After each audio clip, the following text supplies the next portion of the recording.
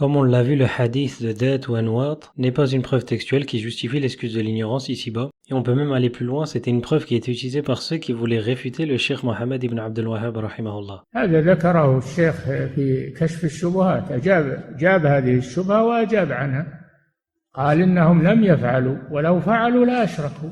Maintenant, passons sur cette vidéo que vous avez certainement vue. وقد ثبت الأخبار الصحيحة عن النبي عليه والأدلة تقدمت في القرآن أو شيء منها في القرآن كذلك في السنة.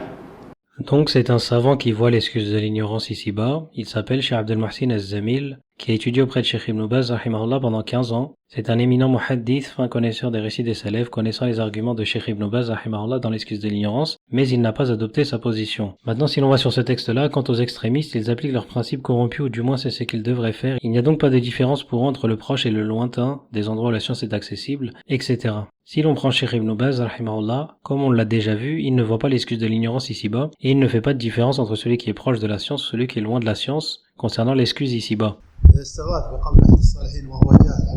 نعم الشرك الأكبر نسأل الله، هذه من الأمور اللي ما تخفى بين المسلمين، ولو هذا من الكفر الأكبر ولا يعذر بقوله إني جاهل، هذا أمر معلوم من الدين بالضرورة، لكن إذا كان صادق يبادر بالتوبة. On se souvient de la position de Cheikh Ibn Baz rahimahullah envers ceux qui ont la position de l'excuse de l'ignorance ici-bas. مسائل عظيمة، مسائل عظيمة، والأصل فيها أنه لا يعذر من كان بين المسلمين بلغ القرآن والسنة ما يعذر. الله جل وعلا قال هذا بلاغ للناس، قال أوحي هذا القرآن لأنذركم بمن بلغ، من بلغ القرآن والسنة غير معذور، إنما أوتي من تساهله وعدم مبالاته.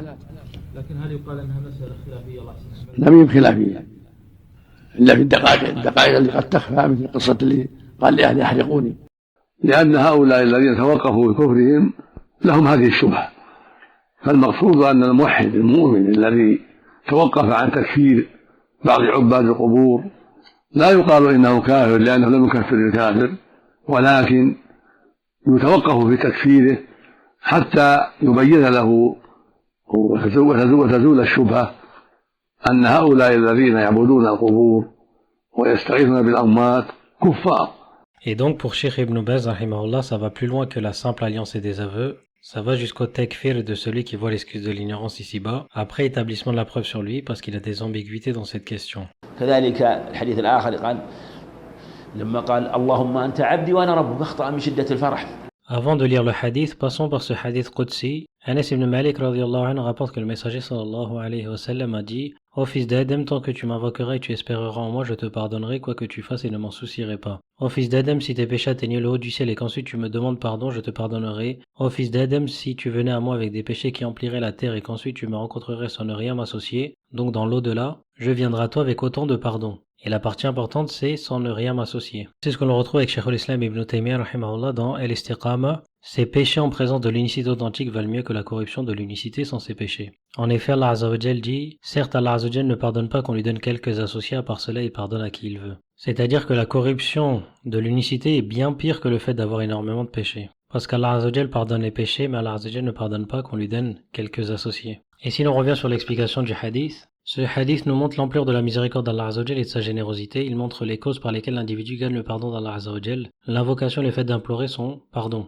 Et donc faites-le tous les jours. Aussi, il montre que l'acceptation de ces deux causes est conditionnée par le monothéisme. Ainsi, celui qui rencontre Allah Azza wa Jal en étant monothéiste, ses invocations et ses demandes de pardon lui profiteront. Par contre, si l'individu associe quoi que ce soit ou qui que ce soit à Allah Azza wa Jal, ni ses invocations ni rien d'autre ne lui seront utiles. Et maintenant, passons sur une autre preuve qui est souvent citée pour justifier l'excuse de l'ignorance ici-bas. كذلك الحديث الآخر قال لما قال اللهم أنت عبدي وأنا ربك أخطأ من شدة الفرح.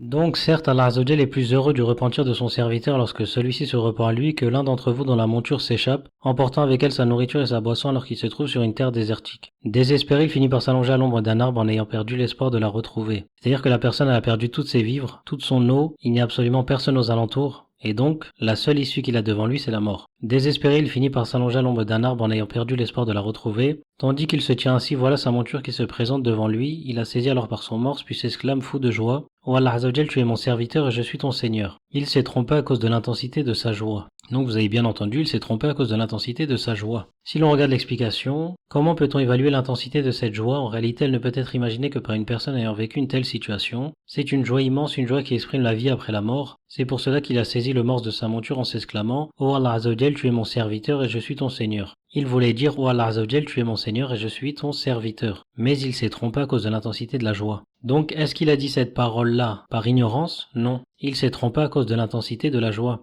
C'est d'ailleurs que ce hadith-là n'entre pas dans l'excuse de l'ignorance dans le shirk majeur, mais elle entre plutôt dans le verset 286. « Seigneur, ne nous châtie pas s'il nous arrive d'oublier ou de commettre une erreur. » Cette personne-là a commis une erreur en disant « Oh Allah Azzawajal, tu es mon serviteur et je suis ton Seigneur ». Il s'est trompé à cause de l'intensité de la joie. Et donc il n'a pas été excusé par l'ignorance. Et finissons avec cette parole de l'imam al-Shafi'i, rahimahullah, dans lequel il dit « Si l'ignorant était excusé à cause de son ignorance, l'ignorance serait meilleure que la science puisqu'elle décharge le serviteur de toute obligation et apaise son cœur en lui évitant les reproches. Et le serviteur n'a en sa faveur aucun argument s'il ignore le statut d'une chose à partir du moment où la preuve divine lui est parvenue, ou bien qu'il était dans la capacité d'avoir accès à la science religieuse, afin qu'après la venue des messagers il n'y eut point d'argument devant Allah Azzawajal. » Et donc on retrouve ce que l'on a déjà vu depuis le début, celui sur qui l'iqamatul hujja a été fait et celui qui était dans la capacité d'avoir accès à la science mais qui a été négligent, ces deux personnes-là ne sont pas excusées par l'ignorance. Il n'y a qu'une seule catégorie qui est excusée par l'ignorance, c'est celui qui est réellement ignorant et qui n'a aucun moyen de faire disparaître son ignorance. Celui-ci sera excusé par l'ignorance dans l'au-delà. Mais encore une fois, cela relève d'Allah Azzawajal.